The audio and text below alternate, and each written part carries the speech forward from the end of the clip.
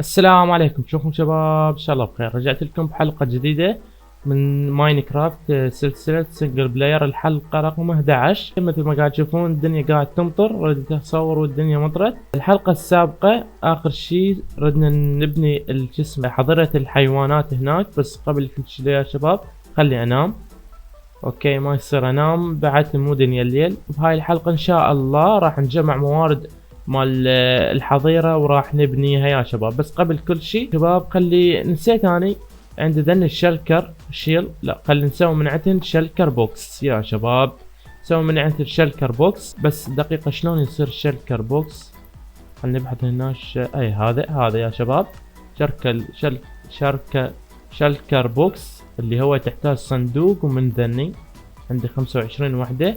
اوكي راح اجيب صناديق، عندنا 8 صناديق راح نخلينا هنا ونجيب ذني نقسمهن هيك، راح يصير عندنا 12 12 شلكر بوكس، لا 8 شلكر بوكس يا شباب. من هذا تخلي بيه تخلي بيه موارد وتكسره، ما راح يطيح الموارد، راح يظلن بالشلكر بوكس مثل ما قاعد تشوفون ذني. وتسوي الصناديق بعد 7 صناديق عندي، خلينا هيك وجيب ذني مسوين هيك. اوكي صار عندنا 1 2 3 4 5 12 شلكر بوكس يا شباب. وطبعا اقدر الون ذني الشلكرات يا شباب، اقدر اخلي هذا اللون احمر، هذا اخضر، هذا اصفر، هيك يعني قصدي. هسه بس خلي المطر يروح يا شباب وحتى نبدي بحلقتنا. نسيت اشوفكم ذني يا شباب. طبعا افكت تقريبا 5 ساعات يم هاي المزرعة، وخلينا نشوف ايش قد صار عندنا من جزر ومن خبز. اوكي اللي هو الويت. خلينا نشوف. طبعا مثل ما قلت لكم افكت هنا 5 ساعات. هسه خلينا نشوف الجزر. لا هذا الويت. شوفوا يا شباب عندنا 1 2 ستاكين ونص من هاي المزرعة. ونشوف الجزر. او ماي جاد، شوفوا الجزر يا شباب مستحيل. اوكي 18 ستاك يا شباب من الجزر من هاي المزرعة الجوة. خلينا نشوف المزرعة الفوق. اوكي شوف الجزر كمية يا شباب كلش خرافية، وعندنا جزر حاليا كلش هواي. هذا الجزر. خلينا نشوف الويت. اوكي الويت هم 2.5 اوكي خلينا انام. اوكي حلو، هسه اقدر انام. خلينا انام حتى نبدي بحلقتنا لليوم ونسوي حظيرة الحيوان. او هسه لازم اجمع اللي هو الموارد طبعا. او ماي جاد عبالي صوت زومبي. طبعا خلينا ناخذ مثلا ستاك اوكي ونسوي من عنده جولدن جزر يا شباب، اللي هو الجزر الذهبي. هسه تقولوا لي شنو الفرق عن اللحم هذا؟ طبعا الجزر الذهبي ما يخلي ذن القلوب مال الاكل ينقصن بسرعه. لا هسه انا عندي جولد هواي. خلينا نجيب الجولد. هذا الجولد نجيب لنا ستاكين تقريبا، وهم راح اجمع من الجولد اذا احتاجينا. نخلي هاي هيك ونخلي هذا هيك. اتوقع هيك. اوكي غلط، نشوف هنا. خلي نشوف شلون ينصنع الجزر الذهبي هذا. جولدن نجت. لا هذا ما اعرف شنو اسمه، نسيته. هذا جولدن نجت. اوكي لازم نسوي هيك. خلينا نجيب اوكي 16 حبة نسوي هيك ونخلي هذا هيك، ونخلي من هذا الجولدن نجت وراح يجينا 8 كاروت جولدن كاروت. صار عندنا نسوي بعد نايس، ونخلي هذا بعد. لو نبحث هنا احسن. حلو يا شباب. اوكي ستاك من الجولدن كاروت راح يفيدنا هذا يا شباب، راح يفيدنا. راح اسوي اجيب صندوق خلي هنا، خلي ذني كلهن هنا. بس تجيب لك 3، اخذ وياي 3. طبعا نسيت اقول لكم دمجت الان بريكنج ويا البو. بعد نحتاج مندنج كتاب مندنج دمجه بالبو. قبل لا اصور كنت مفكر اسوي فاير وورك عند ستاك و34 كمباودر. راح اجيب مثلا هذا 34 وراح اروح اجيب اللي هو هذا هذا الاوراق. نخلي هيك راح يطلع لنا فاير وورك. خلينا نجيب بعد اوراق من هاي الاله مالتنا هي. اوكي نسوي من عنده فاير وورك. نايس ستاك و38 حلو.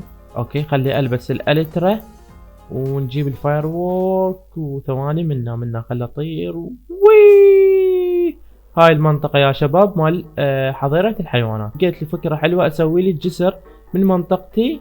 مثل ما قاعد تشوفون هذا البحر، يعني اسوي لي جسر هنا من هاي المنطقة للحظيرة مال الحيوانات. فان شاء الله اسويه باسرع وقت يا شباب. وهاي المنطقة مثل ما قاعد تشوفون قاعد اوسع بيها، لان اتوقع شو اسمه الحظيرة مال الخرفان مال الحيوان شوية كبيرة راح تصير، واتوقع هاي المنطقة كافية عليها. فهسه يا شباب بقت عندنا بس نجمع الموارد مال الحظيرة. الموارد اللي راح نحتاجها هاي طلعت لكم صورتها قدامكم، صورة الموارد. راح اروح اكو مناطق مال سبروس، هاي اتوقع سبروس، فراح اروح لها يا شباب ونجمع موارد منها. هاي الغابة مال سبروس.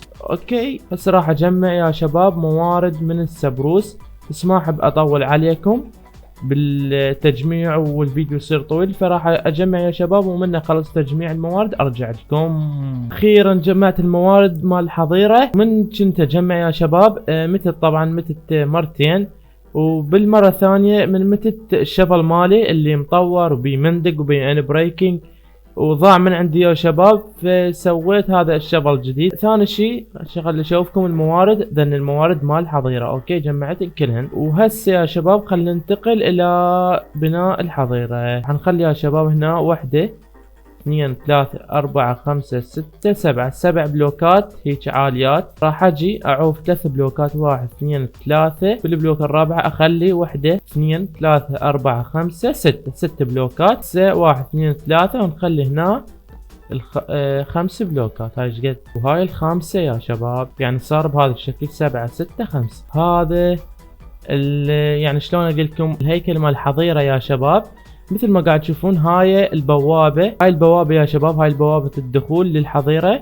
مثل ما قاعد تشوفون هذا شكلها، اذا واضح عندكم. نقلت هذا الشكل مال البوابة خليته بظهر الحظيرة مثل ما قاعد تشوفون، مثل هذا التصميم خليته هنا خليته ورا. هسه راح نجي من البوابتين الثانيين. انا طبعا سويت الحركة اوكي، بس هسه راح اسويها وياكم. راح نجي من هاي البلوكة مثل ما قاعد تشوفون، خلون 1 2، تجون تخلون بلوكتين هيك، تخلون 1 2 3. حلو، بس ذا نكسرهن بعدين. تمام يا شباب. نخلي بلوك هنا، راح نجي 1 2 3.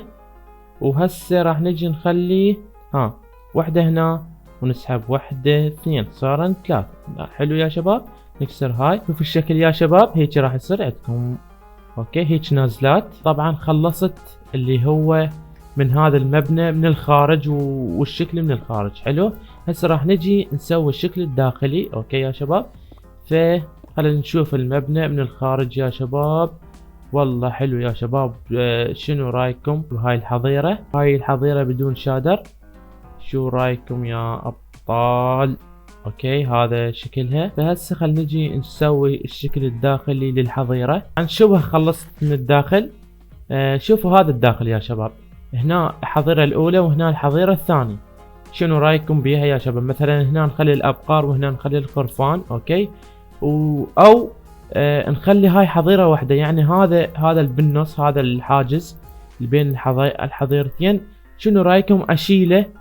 إذا شلته راح تصير مساحة كبيرة وحظيرة واحدة، نخلي مثلا بيها بس أبقار، أو خلي هذا الحاجز. يعني شو تقولون أنتم؟ كتبوا لي بالتعليقات يا شباب، وراح آخذ رأيكم هم. راح اسوي هاي الجهة مثل هاي الجهة، يعني راح ابني هذا المبنى اعيده هنا. اخيرا يا شباب كملت الحظيرة كاملة هسه.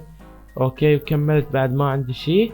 فخلي اشوفكم الحظيرة يا شباب النهائية. فجاهزين؟ يلا 1 2 3. اوكي هاي الحظيرة يا شباب كملتها كلها يا شباب، ما عندي اي نقص بها. مثل ما قاعد تشوفون الشكل الخارجي مال الحظيرة، وكملت الشكل الداخلي هم مال الحظيرة مثل ما قاعد تشوفون. تجي اول ما تدخل للحظيرة يا شباب على يمنتك، شوفوا هاي حظيرة صغيرة مثلا نخلي بيها دجاج اوكي، او اي شو اسمه حيوان انتم اقترحوا لي شنو اخلي بهاي الحظيرة. اوكي، وهنا ابقار، هنا مثلا خرفان. هاي الحظيرة مثل ما شفتوا يا شباب. لهنا يا شباب وصلنا لنهاية الفيديو. اذا عجبكم الفيديو لا تنسوا اللايك واشتراك بالقناة، وبس مع السلامة، باي باي.